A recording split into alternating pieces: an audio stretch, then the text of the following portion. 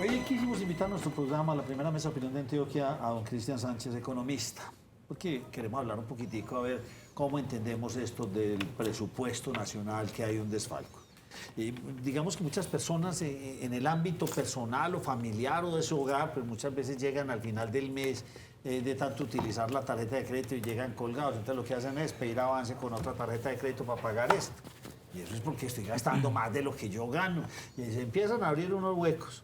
Y de pronto es lo que uno entendería que le está ocurriendo al país en la actualidad. Se está ganando más, se está gastando más de lo que ingresa, pero adicionalmente los ingresos se rebajaron. ¿Por qué? Porque la economía no viene mal, porque no viene bien. No viene bien, hicieron mal unas cuentas. Ese sería el resumen. Bienvenido, ¿cómo está? Muchas gracias, Nacho, por esta invitación. Interesante el tema, pero al mismo tiempo muy preocupante. Ay, asústenos. Entonces, yo comenzaría diciendo que la noticia que tenemos ahora es que el presupuesto general de la Nación está desfinanciado. Y básicamente tenemos dos motivos. Por un lado, tenemos una caída de los ingresos. Pero pare, ¿desfinanciado? ¿De cuánto es el presupuesto?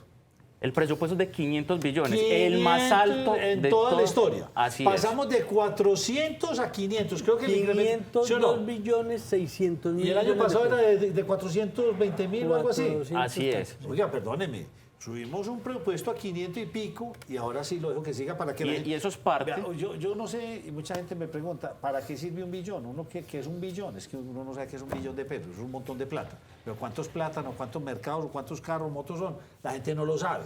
Ahora menos van a saber que son 500 billones. Pues claro, y partimos de un presupuesto que fue aprobado por el Congreso en 2023. Esos 503 billones pasaron por los ojos y las manos de muchas personas que lo avalaron, finalmente lo aprobaron, pero las cuentas estuvieron mal hechas.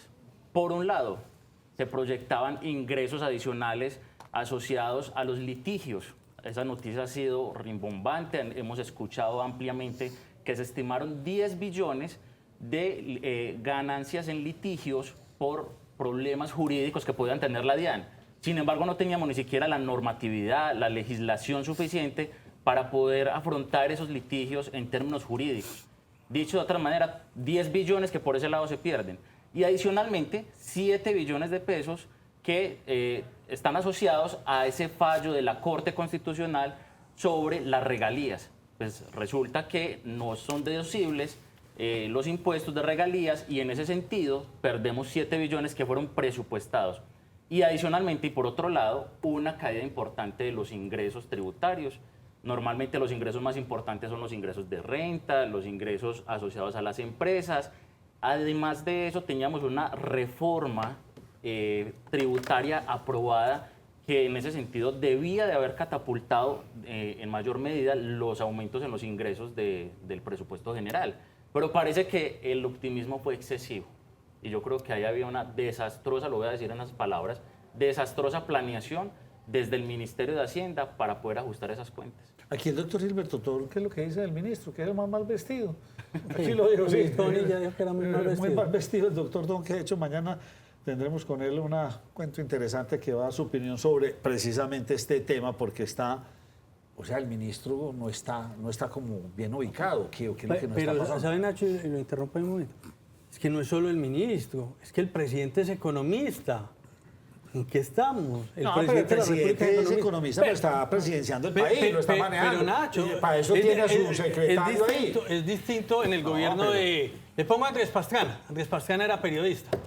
Pero es que el señor Gustavo Petro es economista. O sea, no le pegamos ni con el presidente, ni con el ministro de Hacienda, ni con el encargado de presupuestar el año siguiente. Cristian, me quiero volver un poco. Adelante. ¿Cuántas veces ha vivido Colombia esta situación de desfinanciamiento?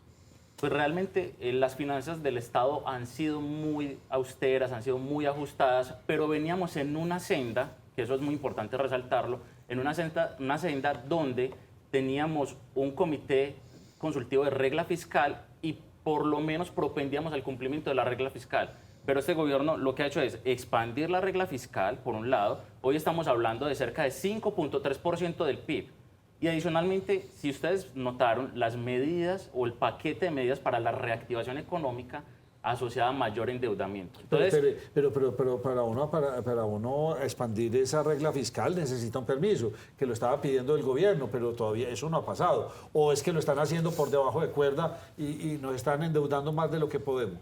pues por un lado podemos decir que simplemente es un organismo consultivo. En ese sentido, da las recomendaciones necesarias para el cumplimiento de la regla fiscal, pero no son, digamos, de estricto cumplimiento. Y en ese sentido, pues lo que hace el gobierno es ir al Congreso, por ejemplo, para aumentar el cupo de endeudamiento. Solo para darles unas cifras, hoy estamos hablando de pasar de 70.000 millones de dólares del cupo de endeudamiento a algo así como 87.000 millones de dólares. 17.000 más. Es 17.000 millones de dólares más. Más Y del es ahí 20%. la cifra donde empiezan a cuadrar. Es decir, si el gobierno no tiene ese cupo de endeudamiento, lo más probable es que se incumpla la regla fiscal. ¿Y con eso qué viene? Implicaciones de todo tipo. Por un lado, baja la calificación de riesgo internacional. Entonces, todas las calificadoras, Fitch, entre otras, empiezan a bajar la perspectiva estable de la economía, que es donde hoy está. La calificación no es buena, la tienen en perspectiva estable, pero es posible que la puedan bajar. Y en ese sentido, el financiamiento externo se nos vuelve carísimo. Pero- Las tasas de interés altísimas y con endeudamiento que es más riesgoso, por supuesto, se vuelve complicado financiar y apalancar el presupuesto. Pero déjeme entender, esto no es como el mismo modelo de Argentina. Entonces, ¿Argentina cómo lidiaba con esto? Imprimiendo. O sea, el gobierno en la actualidad podría tener esa alternativa o pedir más dinero prestado a la banca internacional o imprimir billetes.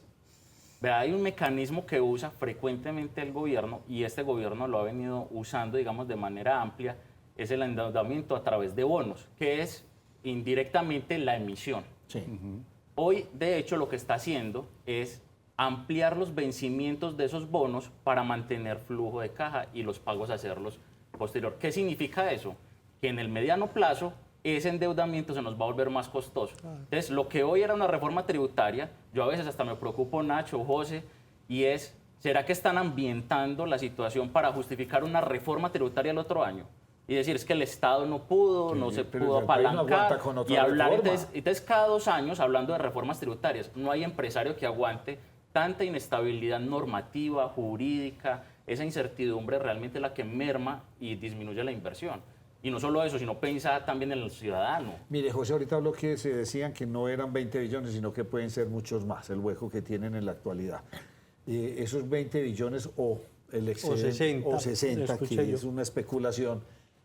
O sea, es plata que no tenemos en este momento en caja para pagarle a maestros o para pagar una deuda o qué es lo que está pasando. Digamos que lo que hoy se viene comprometiendo son aquel rubro de inversión. Esos gastos que es de funcionamiento, que está asociado, es más, digamos, mucho menos flexible y en ese sentido, digamos, hay ciertas garantías para Perfecto. pagar por lo menos Es lo que decir, llamamos señores funcionamiento. antioqueños, ustedes necesitan platica para las 4G, no, Olvídese ya, de no eso. tengo plata porque estoy en déficit. De Señores hecho- de La Guajira, necesitan más carrotanques para tener parqueados allá, olvídense que aquí los dejo. Pero Nacho, es que mire, lo que está diciendo el economista es muy importante porque cuando usted mira la estructura del Estado, cuando se van a hacer los presupuestos, se dividen en varias formas o en varios rubros. Hay uno que es el rubro de inversión, que es el rubro, como su nombre lo indica, de la inversión social, de los proyectos sociales, cuando salen los subsidios, cuando salen los programas. Todo eso sale de ese rubro de inversión. Hay otro que es el de funcionamiento, que es, bueno, con esto pagamos nómina, los servicios, los establecimientos, etcétera y demás. El anuncio de hoy del ministro de Hacienda, José Fernando Gil, era que se van a recortar 20 millones de pesos y para esos sectores, departamentos, agencias, tienen que cortarlo en 5,6 billones cada uno y sale de funcionamiento y de inversión. Que salga de inversión es tremendamente preocupante porque están diciendo los programas del gobierno, los programas del cambio se tienen que suspender, esos que no tuvieran pues ese certificado, ese De CDP disponibilidad de presupuestal. disponibilidad presupuestal. En ese sentido, Pero ¿sabe? Ahí lo que pasa es que hay algo ambiguo, porque dicen, se tiene que recortar en un 5.6% todas las dependencias, pero no van a recortar la inversión social y no pueden recortar el funcionamiento. Entonces, ¿de dónde van a recortar? Es la pregunta. no, realmente ahí van a verse comprometidos muchos programas y proyectos hoy que están en formulación. Digamos, los que ya lograron tener el CDP no tienen riesgo contractual, ya está financiado, ya tienen, digamos, la garantía de que los recursos están disponibles. Sin embargo, aquellos que están en formulación o que aún no tienen proceso contractual, esos son los que están en riesgo. Hoy, de hecho, el ministro de Transporte, William Camargo, ya venía hablando algunas de las cifras de su sector, porque la tarea era para el fin de semana, ¿cierto? Dejaron de hacer la tarea en 2023, la tarea era para este fin de semana reorganizar el presupuesto para cada una de esas dependencias y dieron plazo hasta mañana. Pero hoy el ministro de Transporte ya dijo, en nuestro sector probablemente se van a terminar de desfinanciar 700.000 millones de pesos. 700.000 millones de pesos es algo así como lo que necesitamos en Antioquia para poder apalancar la terminación de las 4G. Entonces, ¿de dónde va a recortar? ¿De la vía que va de Bogotá a Villavicencio? ¿O cuáles son los proyectos que no se van a ejecutar? ¿Y eso qué significa? Que yo creo que es parte de las implicaciones que hoy tenemos. Significa que la actividad económica va a terminar siendo mucho menos activa, menos fuerte durante este segundo semestre de 2024, porque de todas formas el gobierno, al invertir en esos proyectos, genera empleo, genera dinámica en los territorios, también apalanca proyectos que son de productividad. Pensemos solamente en las vías, es conectarnos para ser más productivos. Cristian, de pronto esto no se pudo haber advertido antes porque vemos que ya está muy entrado este gobierno, muy entrado este año para decir en este momento estamos desfinanciados. Claro. Hubo negligencia de parte del gobierno más allá de que planeó mal, pero haberlo advertido en este punto. Pues yo creo que eso ya estaba previsto. De hecho, se decía que para diciembre era que se tenían más o menos los recortes para el presupuesto 2025. Pero ¿qué pasó? El recaudo de mayo y de abril, que fueron pésimos, el recaudo que no fue suficiente, fue lo que aceleró la decisión. Y en ese sentido, pues la decisión, ese bloqueo parcial y temporal de esas cuentas, de esos rubros en la ejecución de gastos del gobierno, tuvo que anticiparse. Pero son las medidas que se tuvieron que haber tomado desde 2023, porque ya se veía venir una economía desacelerada, altísima inflación, tasas de interés altísimas, y por eso tiene unas implicaciones en el estricto sentido que no va a mejorar el recaudo. Pensaría una cosa que con el anterior ministro, muy conocedor, no hubiese pasado esto. Sí, con José Antonio Campo. Con José Antonio no Campo. hubiese pasado Pero esto. entonces, profe, ¿cuál es el escenario en un momento en el que, como usted lo dice, el país se está desacelerando a pasos agigantados? Cuando el país se desacelera, generalmente es porque el sector privado no está invirtiendo. Entonces es el sector público entra a compensar esa inversión. Pero si el sector público, lo está anunciando el propio presidente, no va a compensar esa inversión porque antes tienen un déficit, ¿cuál es el escenario que se nos avecina en el futuro cercano? El sector privado no está invirtiendo porque las tasas de interés están altas, hay desconfianza en el caso de algunos sectores. Cuando el sector público, el sector público empieza a meterle empieza a invertir. hacer mucha Pero infraestructura. si no hay recursos, entonces ¿qué se nos avecina? Pues vea, hoy yo hablo de un escenario que estamos en estanflación, seguramente lo estamos transitando. Estanflación es estancados, desacelerados y con alta tasa de inflación. Hoy supuestamente salen las cifras de inflación de mayo, pero van a estar alrededor del 7%. Y uno podría decir, ya la inflación está más o menos controlada, pero una inflación del 7% está por fuera del rango meta que tiene el Banco de la República. Entonces, lo que menos podemos esperar es que el Banco de la República baje rápidamente las tasas de estamos en una interés. inflación Es muy posible alta. que empiece a bajarlas. Vamos a estar, este año Entonces- vamos a estar con 100. ¿Con 100? Ah, pues que es el 7, es que usted tiene que ir sumando todos los meses, ¿o no? Esta es anual, el 7% anual. Ah, este Es va posible- acumulado. Exacto. Entonces es Oh, posible no, que no, el terminemos 7% mes pasado, 7% no, otro. así es. esa- Está anualizada. Esta es interanual. Entonces quiere decir que vamos a terminar en el orden de 7,5, 8, por ahí, por esos lados. Igual que el número no los confunda. El 7% quiere decir que sea poquito. 7% quiere decir que es complejo. Así es. Y no solo eso, estaba revisando los datos del IPP, o sea, del cambio de los precios para los productores. Y ese está en negativo. Y uno podría decir, súper bien. Tiene un lado bueno y es que eso puede en el mediano plazo incidir sobre los precios al consumidor. Pero el lado perverso, ¿qué es? ¿Cuál es la señal cuando los precios están cayendo para el productor? No vamos a vender. No vamos a vender, porque si los precios están cayendo... Quizás entonces no hay consumo.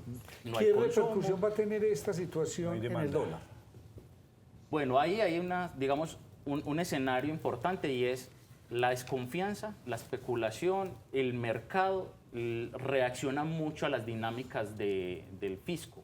Si el fisco está debilitado, posiblemente el dólar se vuelve una moneda de refugio, una moneda que conserva valor, la estabilidad del dólar es mucho mayor O y sea, posiblemente se aumentemos la demanda va de para dólares arriba. y es posible, Podría irse para arriba. podría tener unas Los presiones hacia el recortes alza. pueden ser muy rápidos y se podría subsanar esto. Si se lo toman con suavidad, esto se nos va a volver un problema complicado para el país en lo que resta del año. Así es. Y no solo eso, ya ven, los empresarios y en particular del sector minero energético ya vienen alertando.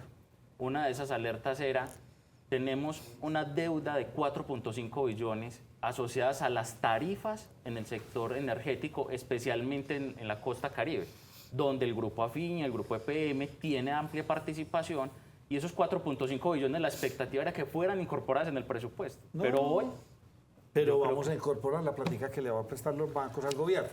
no, pues ahí... imagina con esta situación súmele, de la súmele las reformas. No tiene dónde. Nacho, si me permite, cortico voy, y sí. rápido. Quiero mostrar la primera intervención del presidente, porque es que es muy diciente. En medio del escenario tenemos un presidente que es economista y en la primera intervención el presidente en la cumbre de Asobancaria le dice a los banqueros, yo no soy amigo del capitalismo. Entonces estamos en medio del mundo capitalista, pero el economista que tenemos en la Casa de Nariño no es amigo del capitalismo. Veamos. La crisis es connatural al capitalismo. Desde que existe esta manera de producir, hay crisis recurrentes. Crisis que siempre, como lo sabemos, han sido de sobreproducción, pero que antes de producirse comienza por una crisis del sector financiero con el tamaño que tenga. En el 2008, el mundo vivió una crisis financiera que ha determinado desde entonces.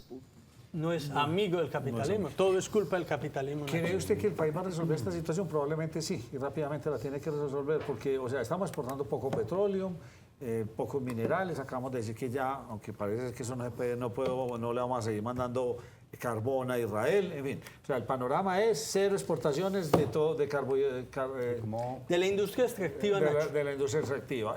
Impuestos en la economía desacelerando, entonces la gente no va a pagar tanto impuestos, párenle bolas al año entrante. El año entrante les va a tocar hacer, porque es que los impuestos que pagamos el año entrante fueron de las ventas de este año. Entonces va a estar reducido el año entrante. El año entrante va a estar más complicado que este si seguimos en esta recesión. Nacho, yo quisiera ser optimista, no portador de malas noticias, pero debo decir y ser sincero, realmente la coyuntura tiene unas implicaciones de mediano y largo plazo bastante delicadas. La situación fiscal, la situación económica no es favorable en general. como le suele a uno. Posiblemente el déficit acumulado de este periodo se siga acumulando para el próximo. Y ya no vamos a estar hablando de 20 billones, sino que vamos a estar hablando de Claro. 50 billones. Y en el peor de los casos, pues ya al banco uno no le presta, pero uno donde el vecino, del primo, donde le prestame. Y ahí seguimos en esa cadena tan complicada. Cristian, muchas gracias. Con todo el gusto.